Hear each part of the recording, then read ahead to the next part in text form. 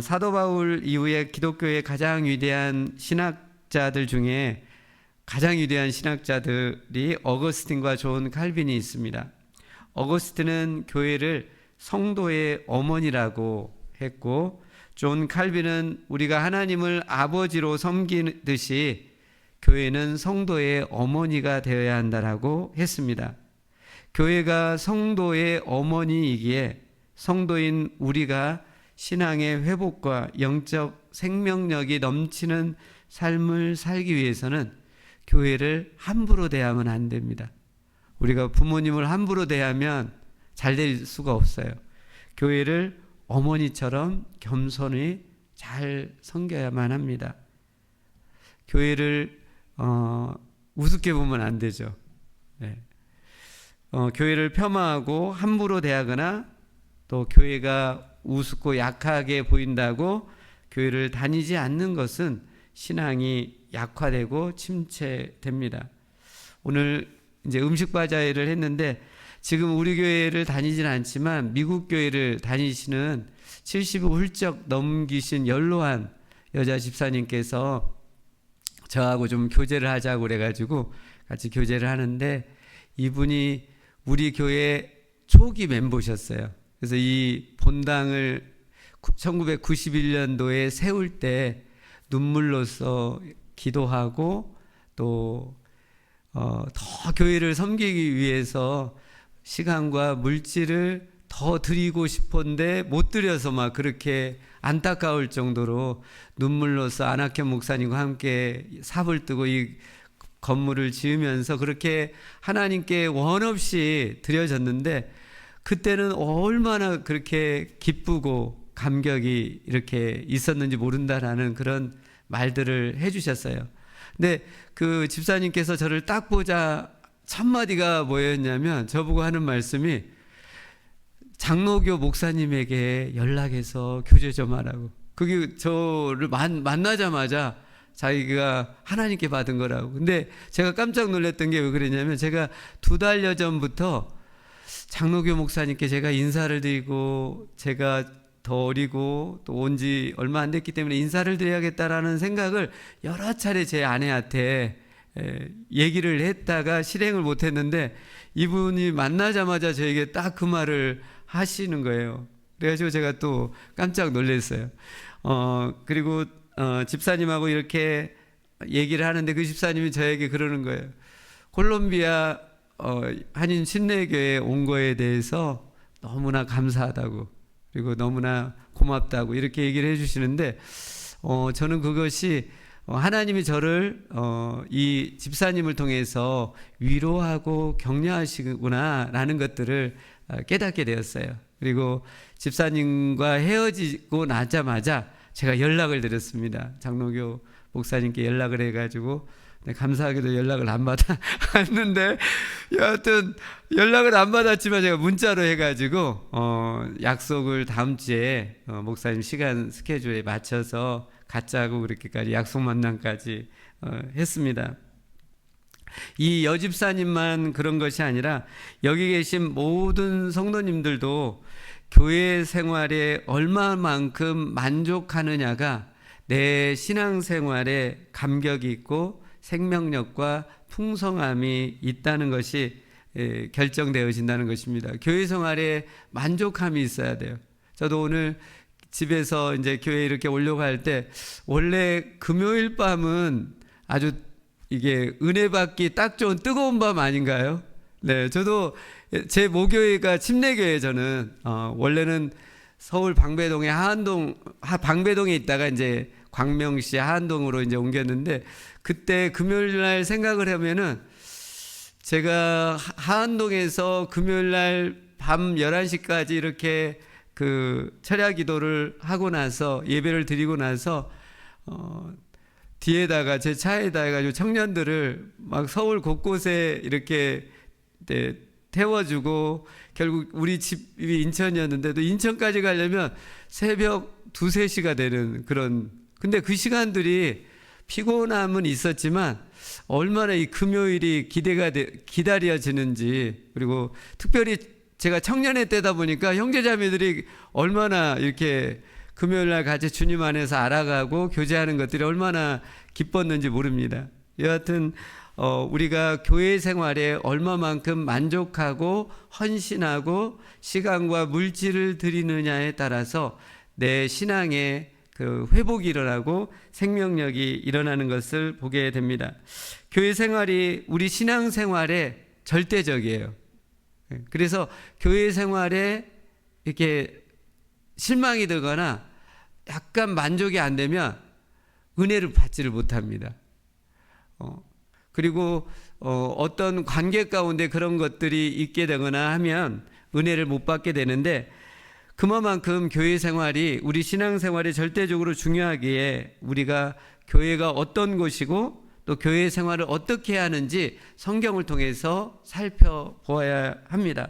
성경은 교회를 여러 다양한 비유들을 통해서 묘사하고 있습니다. 교회는 하나님의 백성이고 성령의 전이고 그리스도의 몸이고 그리스도의 신부 등등으로 묘사를 하는데, 가장 교회를 적합하게 설명해 주는 게 교회를 그리스도의 몸으로 비유하고 있는 오늘 성경의 본문이라고 생각을 합니다. 그래서 오늘 이 성경 본문을 통해서 교회가 어떤 원리와 방식으로 나가는지 우리가 살펴보면서 우리 신앙이 다시금 새롭게 회복되고 또 영적인 생명력이 일어나길 간절히 원합니다.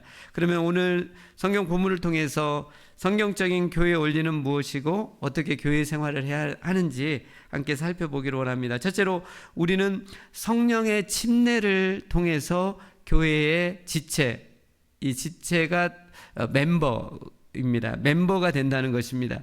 12절을 보시면 우리 몸에 여러 지체가 모여서 한 몸이 되고 또 한 몸 안에, 몸 안에 여러 가지 손과 발과 배와 발가락 등등 여러 가지 지체가 한 몸에 모여 있다라고 합니다.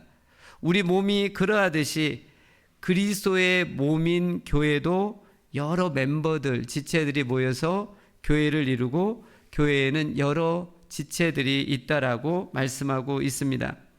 한 멤버가 모여서 교회를 이루는데 교회의 멤버십, 교회 멤버가 되는 자격은 어떻게 얻는 것일까요? 교회 멤버십이 중요하지 않습니까? 아무나 교회 멤버가 되는 것이 아닙니다.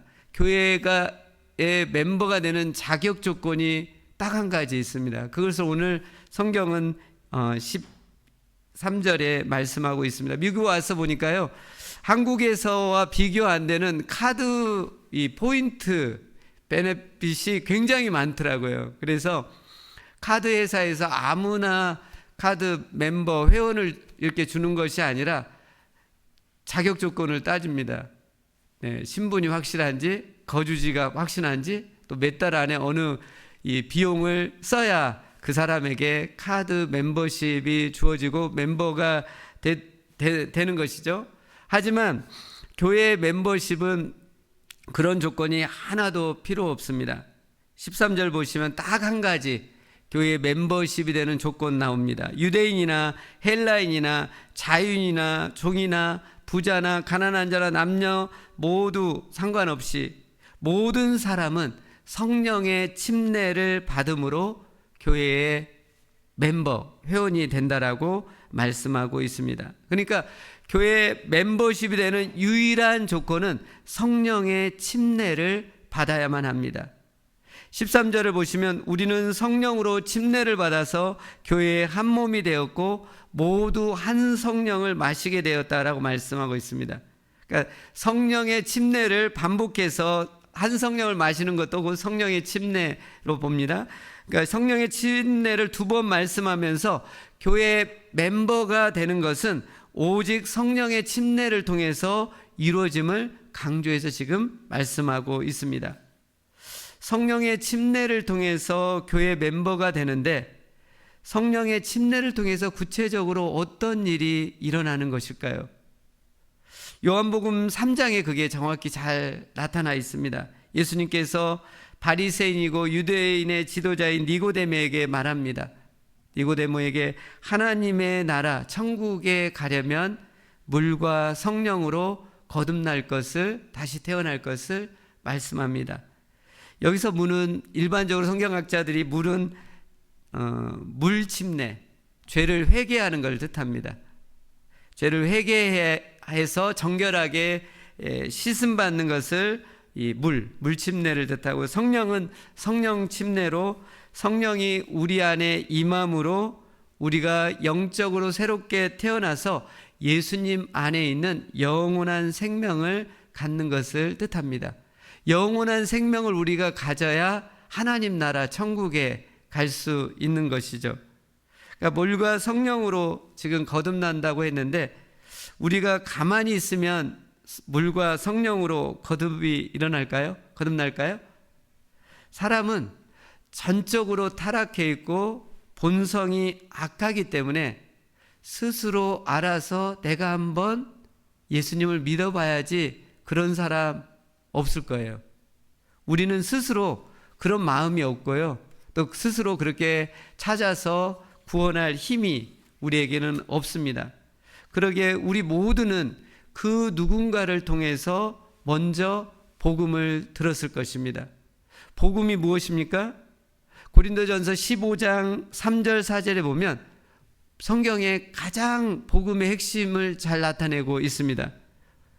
복음은 뭐냐면 예수님께서 내 죄의 값을 치르기 위해서 십자가에서 죽으셨고, 예수님께서 부활하심으로 죄와 사망을 물리치시고 나를 의롭게 여기시고 영원한 생명을 주셨다는 것입니다. 이게 복음의 정의입니다. 네, 복음의 정의 제가 이렇게 쓰고도 잘 정의했다, 조합을 했지만 동의가 좀 안 돼. 그래서 제가 다시 한번 읽어드리겠습니다. 복음이란 뭔가? 복음이란 예수님의 십자가와 부활인데, 그걸 조금 이렇게 풀이를 이렇게 해볼 수 있습니다. 복음은 예수님께서 내 죄의 값을 치르시기 위해서 십자가에서 죽으셨고, 예수님께서 부활하심으로 죄와 죽음을 물리치셨고 나를 의롭게 여기시고 영원한 생명을 주셨다는 것입니다. 이게 복음입니다. 이 복음을 듣고 우리가 예수님을 믿고 죄를 회개할 때, 그때 성령님이 우리 안에 임하게 돼서 영적으로 새롭게 태어나게 되고 성령님 안에 있는 영원한 생명을 갖게 됩니다. 그러기에 그리스도의 몸인 교회 멤버가 되려면 성령님이 임해야 돼요. 이게 성령의 침례, 우리 가운데 성령님이 임해서 영적으로 새롭게 태어나야만 합니다. 사랑하는 성도 여러분, 여러분은 성령님이 여러분 안에 임해서 영적으로 거듭나셨습니까? 여러분 안에 계신 성령님을 인정하고 성령님과 교통하는 삶, 즉 성령님의 음성을 듣고 친밀하게 교제하는 삶을 살고 계십니까? 우리가 삶 속에서 성령님의 음성을 듣고 교제하면서 인도함을 받을 때 우리 심령이 놀랍게 치유되고 회복됩니다. 그 마음 가운데 하나님이 주신 놀라운 평강과 기쁨과 만족을 갖게 됩니다. 우리가 성령님의 임하심과 성령님의 교통을 누리며 살지 못할 때 우리 신앙은 딱딱하게 율법적으로, 종교적으로, 습관적으로, 형식적으로 가게 됩니다. 그러면 우리 마음에 평안함이 없어요. 감격이 없습니다. 성령님이 주신 기쁨과 만족이 없게 됩니다. 의무감으로 하게 됩니다. 여러분은 여러분의 신앙 여정 가운데 언제 성령님과 친밀한 교제의 삶을 사셨습니까? 분명히 그런 때가 있었을 거예요. 근데 우리가 직분이 주어지고 또 신앙의 연수가 늘다 보면 성령님을 의지하지 않고 직분 때문에 해요. 직분 때문에 하면 이것은 교회를 이 사람들은 떠나가지는 않아요. 직분이 있으니까. 네. 저도 목사라는 직분이 있기 때문에 솔직히 성령님 의지 않고 해 나가요. 근데 그러면요, 마음에 성령님이 주신 평안함과 자유와 만족이 없다 보니까 점점 율법적으로 굳어져 가는 것입니다. 다시 한번 이런 것들을 우리가 깨트리고 성령님과 교통하고 성령님의 인도를 받으며 살아야만 합니다. 그런 회복들이 여러분들 가운데 일어나길 원합니다. 저는 중국 대학교에서 중국에 가서 대학교에서 전도하며 개척 사역을 할 때 정말 이 복음의 감격, 성령님의 감동과 인도하심을 풍성히 받았습니다. 제가 대학 캠퍼스 개척을 시작할 때 그 지역은요, 여기하고 비교 안 되는 추위예요. 만주벌파. 영하 겨울에는 9월 달부터 추워지기 시작하는데 추울 때는 영하 30도까지. 내복 자체가 클래스가 달라요. 갑옷 같은 내복을 입어야 돼요. 그래야 그거 아니면은 뼈에 통풍이 들어갈 정도로, 그러니까 뼈가 아파요. 그러니까 그런 데서 이제 했는데 황량하죠. 만주 그쪽이 황량한 벌판 아닙니까? 근데 그 개척 사역을 할 때 제가 어떻게 개척 사역을 해야 합니까? 기도하며 하나님께 물었습니다. 개척 사역을 이제 시작하려고 할 때, 그때 성령님께서 진짜 제 안에 새벽을 깨워서 기도할 것을 이렇게 말씀해 주셨어요.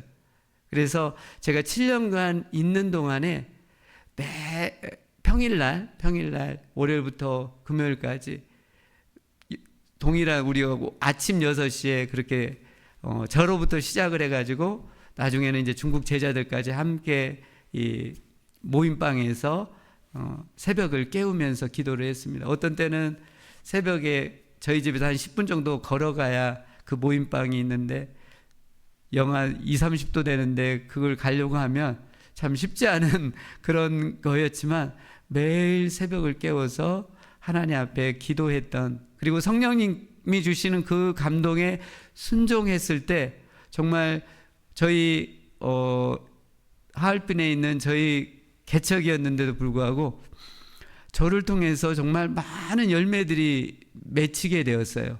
그래서 그때는 월요일부터 토요일까지 매일 중국 제자들을 바꿔가면서 성경 공부를 했습니다. 그리고 두세 차례 만나면 관계가 형성이 되면 복음을 전하고 예수님을 영접하면 기초 성경 공부를 하고, 네, 그리고 그게 되면은 또 우리 집에 데려가 가지고 밥도 먹으면서 교제를 하고, 그래서 이게 월요일부터 토요일까지 학생들이 계속 바뀌면서 공부가 됐어요. 죄송한 말이지만 그때는 제가 그 교만한 말일 수도 있지만 이런 생각까지, 저하고 만나고 옷만 스쳐도 변화가 그러니까 중국 제자들이 그렇게 막 수십 명씩 연결이 됐었어요. 15명이 연결이 돼가지고 이게 성경 공부가 진행될 정도로 성령의 그런 감동이 있었습니다. 그런 은혜가 있다 보니까 사실 기회와 시간과 여건이 주어진다고 한다면 저에게 지금 제일 가보고 싶은 곳이 어디냐고 묻는다면 저는 서슴없이 이게 망설이지 않고 제가 했던 그 대학 캠퍼스 가서 그걸 느껴보고 싶어요. 그런 은혜들. 그러니까 하나님께 받은 은혜들이 가장 영원히 남잖아요. 예, 어떤 자연보다도. 그래서 그런 은혜들이 있었습니다. 저는 우리 교회가 성령님이 충만히 임하는 그런 교회 되길 간절히 원합니다. 직분 때문에, 신앙의 연수 때문에 우리가 버티고 견디고 나가는 그런 것이 아니라 우리 각자가 하나님과 1대1로 성령님과 교제하시면서 성령님이 내 안에 계시다는 것을 고백하시고 이번 주에 성령님의 음성을 듣고 인도함을 받음으로 인해서 내 안에 이런 기쁨과 감격이 있다라는 것들을 고백할 수 있는 우리 교회가 될 수 있기를 원합니다. 하지만 지금 많은 교회들이요, 성령의 침례, 성령의 임하심을 중요하게 여기지 않아요. 그리고 심지어는 성령님에 대해 별 관심을 두지 않아요. 이것은 성령님을 그냥 무시하면서 신앙생활도 아닌 종교생활에 가까운 것들을 형식적으로 해 나가고 있습니다. 그냥 주일에 나와서 예배 드리는 선에서 만족해 버립니다. 교회 행사나 이벤트 하는 것에만 만족을 하다 보니까 심령의 변화가 일어나지 않습니다. 내 안에 성령님께서 들려주시는 음성 또 평안함들이 없습니다. 딱딱하게 굳어져서 생명력이 약화되고 무력한 신앙생활을 하게 됩니다. 저는 우리 교회에 속한 성도님들 한 분 한 분이 내 안에 성령님이 계심으로 영적인 거듭남이 일어났다라고 진심으로 인정하고 고백할 수 있기를 바라고, 또 삶 속에서 성령님의 음성과 인도를 받음으로 이런 기쁨과 평안함과 만족이 있는 영적인 생명력이 넘쳐난다는 그 고백을 우리 구역 모임 가운데 서로 한 주간 가운데 성령님이 주신 그 음성과 평안함들을 나눌 수 있는 그런 은혜가 우리 교회 가운데 충만히 있길 바랍니다. 두 번째로, 우리는 이제 성령의 침례를 통해서 교회 멤버가 됐다고 한다면 이제 교회 생활 가운데 우리는 어떻게 하냐면, 우리는 우리와 다른 멤버들을 인정하고 또 친밀하게 연합해야 한다는 것입니다. 오늘 성경 본문에는 우리 몸에 지체들이 있는데 그 지체들이 하나같이 다 다르다는 것을 말씀하고 있어요. 우리 몸의 지체들 중에 똑같은 지체는 없습니다. 우리 지구상에 70억의 인구가 있지만 하나님은 각자 가운데 다르게 지었습니다. 각자에게 맞게. 네, 하나님이 각자 하나님의 나라를 위해서 쓸모 있게 그렇게 지었어요. 교회도 마찬가지입니다.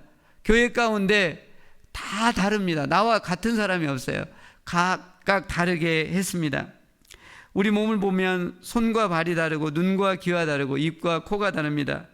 각자 다르지만 그 지체들이 연결되어져서 우리 몸을 이루고 있습니다.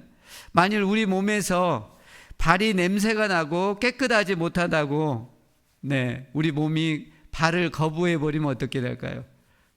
그래서 우리 몸이 뇌가 명령을 해가지고 도끼로 발을 냄새나고 깨끗하지 못하고 잘라버린다고 한다면 정신병원 가야죠. 네, 이런 사람은 없을 것입니다. 네, 이건 정상인이 아닙니다. 우리 몸이 여러 다른 지체들로 이루어져 있는데 만일 그런 다름과 다양성을 인정하지 않고 계속해서 끊어버린다면 우리는 몸의 기능을 제대로 하지 못하게 되고 곧 죽게 될 것입니다.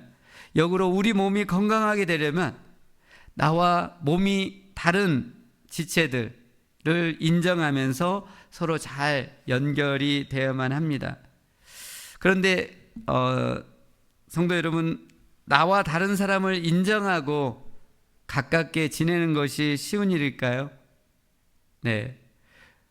부부 생활을 봐도 처음에는 뭐가 많이 분비돼가지고 도파민이 좋지만 계속 하다 보면 나와 다른 사람을 용납하고 받아들인다는 자체가 우리 인간이 죄성이 있고 교만해서 다른 사람을 인정하고 받아들이는 것이 쉽지가 않습니다. 가깝게 지내는 것이 매우 어렵습니다. 솔직히 우리는 우리 스스로의 힘으로 자원해서 다른 사람과 가깝게 지내는 것이 마음에 내키지도 않고 본성 자체가 싫은 거예요. 그리고 그게 우리 힘으로는 불가능합니다. 그럼 우리와 맞지 않는다고 하나하나 인간관계를 정리하면서 끊어나가게 되면 우리 마음이 기쁘고 상쾌할까요? 물론 지금 당장 보기 싫은 사람을 한 사람 한 사람 정리하고 끊어내면 보기 싫은 사람을 안 보기 때문에 그 순간에는 상쾌할 수 있어요. 그 순간에는. 하지만 조금 시간이 지나면 더 심각한 분노와 우울과 괴로움의 문제에 직면하게 될 것입니다. 우리는 딜레마에 빠져 있어요. 우리 스스로는 본성 자체가 다른 사람하고 관계를 맺는 것이 매우 어려워요. 내키지 않아요. 그렇다고 관계를 끊어버리면 더 마음의 우울함과 괴로움과 분노가 이렇게 쌓게 돼요. 이 두 가지 이 딜레마 가운데 우리가 서 있습니다. 이러지도 저러지도 못하는 딜레마 가운데 빠져 있습니다. 어떻게 이 큰 딜레마를 우리가 극복하고 관계의 새 지평을 열고 나와 다른 사람을 화목한 관계로 이끌어 나갈 수 있을까? 결국은 신앙생활의 승리의 비결은요, 관계를 잘 맺어야 돼요. 교회를 떠나가는 사람들이 왜 떠나갈까요? 뭐 설교를 못해서 떠나가는 사람 별로 못 봤어요. 네. 그리고 밥 안 준다고 떠나가는 사람도 없고요. 관계가 어려우면 떠나가요. 공동체 안에 그 누군가 관계 가운데 상처를 주면 그것을 견디지 못하고 떠나갑니다. 그래서 신앙생활의 성숙과 영적인 생명력을 일으키기 위해서는 관계가 더 확장되고 화평의 관계로 더 탄탄하게 이어져야 되는데, 어떻게 우리가 이것들을, 이 큰 딜레마를 극복해 나갈 수가 있을까요? 오늘 18절 말씀에 그거에 대한 해답을 우리에게 주고 있습니다. 우리 한번 18절, 12장 18절 말씀을 한번 같이 한 목소리 읽겠습니다. 시작. 그러나 이제 하나님이 그 원하시는 대로 지체를 각각 몸에 두셨으니, 세 번역으로 제가 한번 읽겠습니다. 그런데 실은 하나님께서는 원하시는 대로 우리 몸에다가 각각 다른 여러 지체를 두셨습니다. 이 18절 말씀에 보면 교회에 나와 다른 지체를 두신 분이 누구냐면 우리 하나님이라고 말씀하고 있습니다. 하나님께서는 그분이 원하시고 그분이 뜻하신 바를 따라서 교회에 나와 다른 지체들을 각각 두셨다라고 말씀하고 있어요. 그래서 다른 지체들을 쉽게 원망, 불평, 비난하는 것은 그 지체를 두신 누구를 비난하는 것일까요? 우리 하나님을 비난하는 것입니다. 하지만 다른 지체들을 인정하고 감사하면서 가깝게 지내려고 하는 것은 그 지체를 교회 가운데 두신 하나님을 인정하고 감사하며 찬양하는 것과 같습니다. 그러기에 교회에서 나와 다른 사람을 비난하고 원망하면서 관계를 멀리하거나 정리하려고 하지 마시고, 오히려 교회에 그 지체를 두신 하나님을 인정하고 감사하면서 더 가까운 화목의 관계로 나아갈 수 있기를 원합니다. 우리 개인의 인격의 성숙, 영적인 성숙은 나 혼자 스스로 일어나지 않습니다. 산에 가가지고 내 혼자 돌을 닦는다고 내 인격과 신앙이 성숙하는 것이 아니라 하나님께서 우리를 교회 가운데 두심으로 다른 사람과의 관계를 통해서 우리 인격의 성숙, 또 신앙의 영적인 성숙을 허락하신다는 것을 기억해야만 합니다. 우리가 나와 다른 지체를 교회 가운데 두신 하나님의 그 선하신 뜻을 믿고 바라면서 인내하고 화평의 관계를 맺어갈 때 하나님의 평강과 기쁨이 또 있게 되고 놀라운 성장이 일어나게 될 것입니다.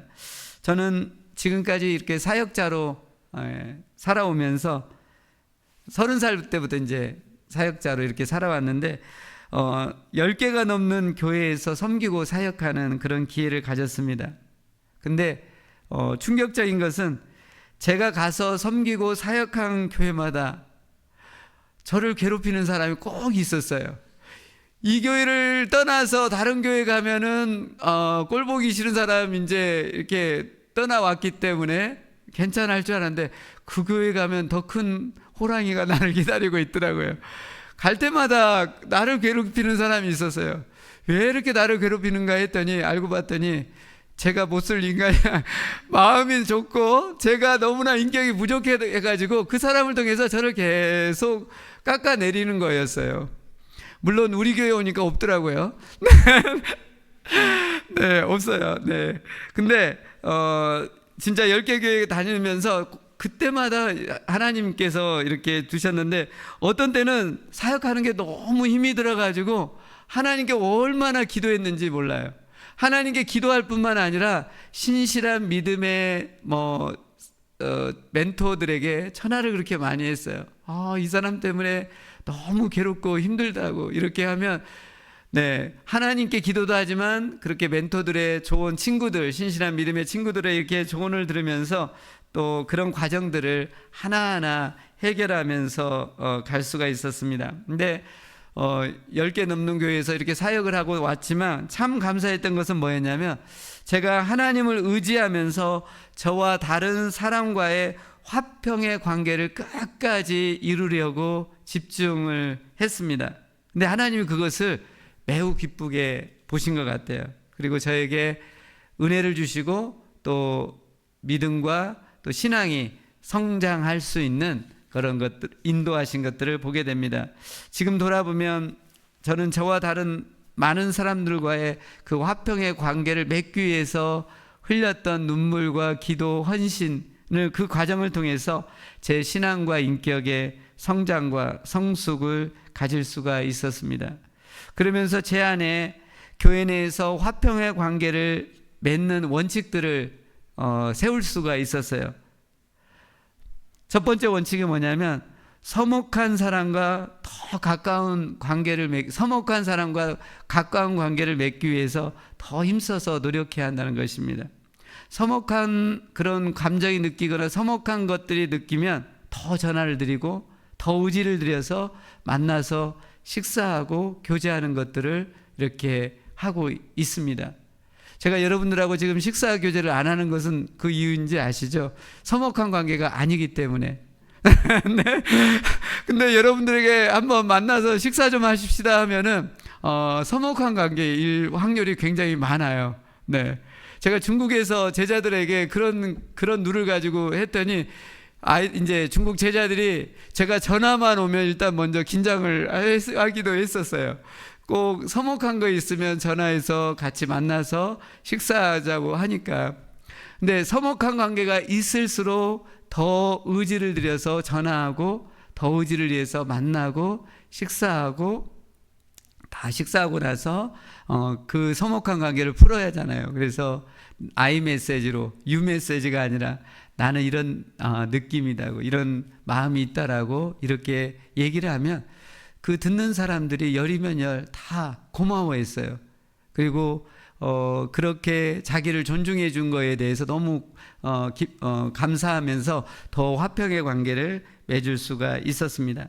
그리고 화평의 관계를 교회 내에서 맺어가는 저 안에 원칙 두 번째가 뭐냐면, 저로 인해 상처를 받은 분이 있잖아요. 본의 아니게 제가 생각이 짧고 그런 뜻은 아니었는데 이렇게 하다 보면 그런 게 있더라고요. 그래서 본의 아니게 상처를 받은 분이 있다면 한 10번 정도는 찾아가 뵙고 마음을 풀어드리는 것이 제 안에 또 원칙이 들어왔습니다. 마음에 멍이 들면 몸에 맞고 멍이 든 것보다 더 심각하고, 몸에 멍이 든 것은 파스를 바르고 이걸 하면 풀어지지만 마음에 멍이 든 것은 이게 드러나지 않기 때문에 잘 풀리지도 않습니다. 그러기에 그 마음에 든 멍이 풀리고 사라질 때까지 찾아뵙고 인사드리고 먼저 연락하고 먼저 손을 내밀고 그런 과정을 통해서 하다 보면 그 멍이 10번 정도 가면 풀리더라고요. 그리고 화평의 관계가 이전보다도 더 단단하게 맺어지는 것을 보았습니다. 사랑하는 성도 여러분, 가정과 교회에서 하나님께서 뜻하신 바가 있어서 두신 다른 지체, 멤버를 인정하고 그 멤버와 더 연합할 수 있기를 원합니다.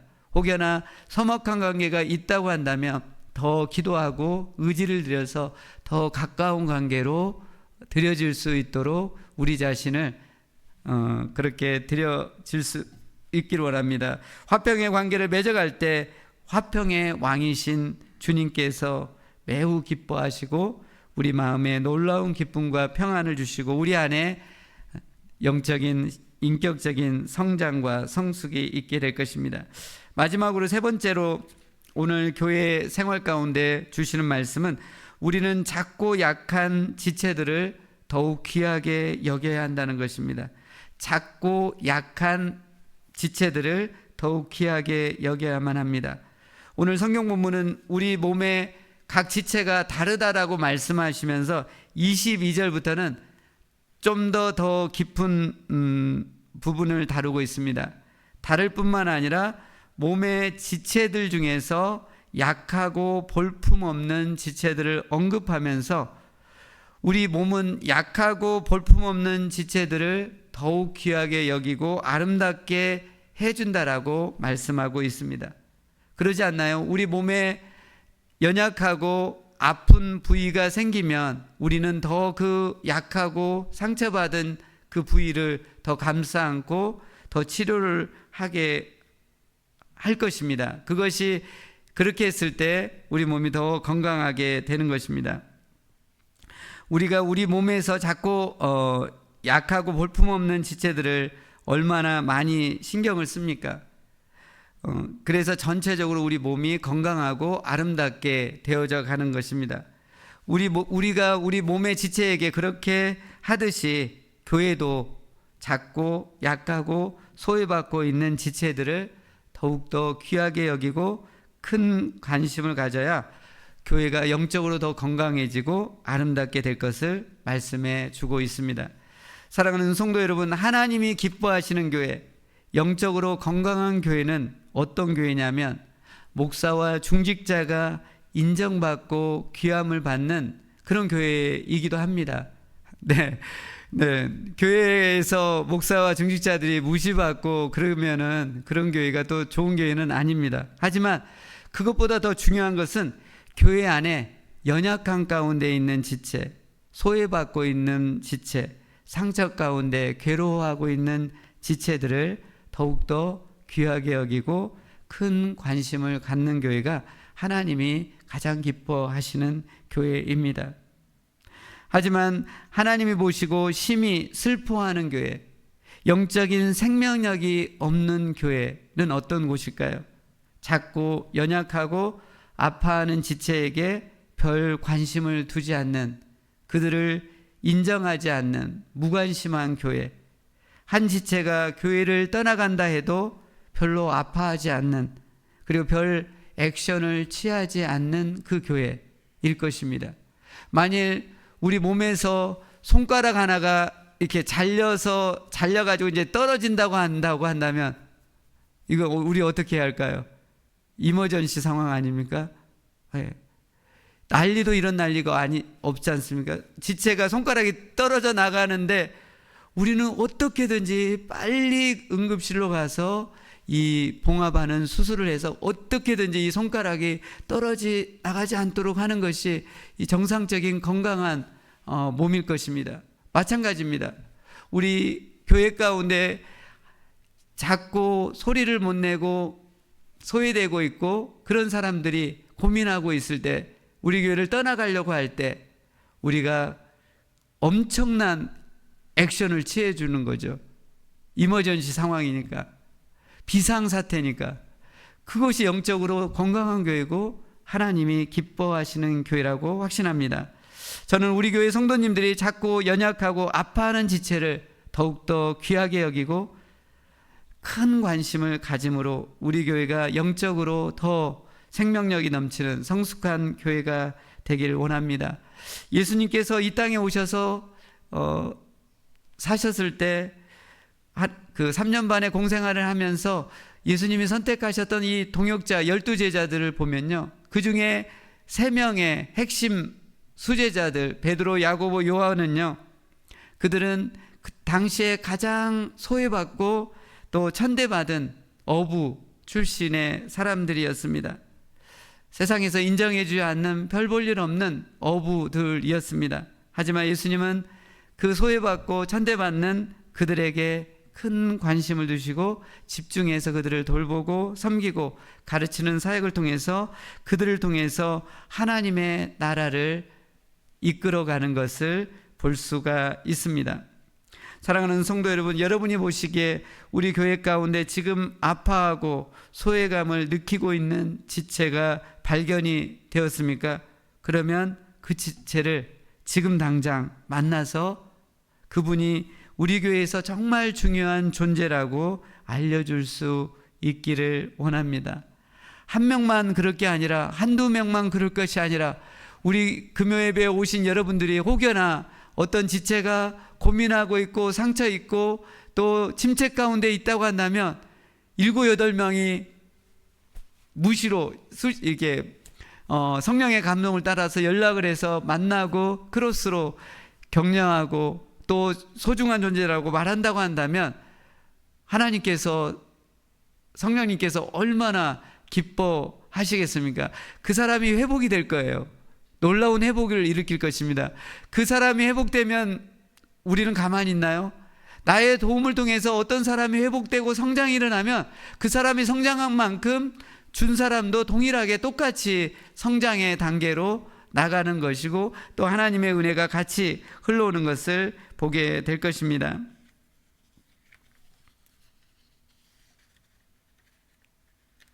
네. 근데 우리가 여기서 누군가를 격려하고 또 존중한다고 할 때 말로만 하면 사람은 감동을 못 받습니다. 그 말이 정말인지 입증될 수 있는 그것을 보여주어만 합니다. 여러분이 섬겨줄 수 있는 가장 최선의 것으로 그 사람을 섬겨주면서 그 힘들어하는 지체에게 위로와 격려의 말이 함께 갈 때 그 사람은 그것을 하나님의 사랑으로 받게 되고 격려와 힘을 얻게 되고 더 일을 하게 될 것입니다. 아까 그 음식 바자회 때 그 집사님, 여집사님 70대 중반 이상이 되셨던 것 같아요. 그분이 주신 기도 가운데 주신 그 위로의 말이 저로 하여금 하나님의 음성으로 듣게 하고 더 사역에 목회에 집중할 수 있는 회복의 그런 힘을 얻었듯이 우리가 그렇게 느낌이 오고 또 발견이 된다고 한다면 그렇게 찾아가서 격려의 말 또 해줄 수 있기를 원합니다. 저는 우리 교회 성도님들 한 분 한 분이 성령님의 임재를 확신하고 성령님과 교통하면서 교회 지체들을 사랑으로 돌보고 섬김으로 하나님이 기뻐하시는 우리 교회를 세워갈 수 있기를 원합니다. 그때 하나님의 영광이 우리 교회 가운데 임하게 되고 또 교회 멤버인 우리들에게도 큰 은혜와 복이 임하게 될 것입니다. 우리 한번 같이 기도했으면 좋겠습니다.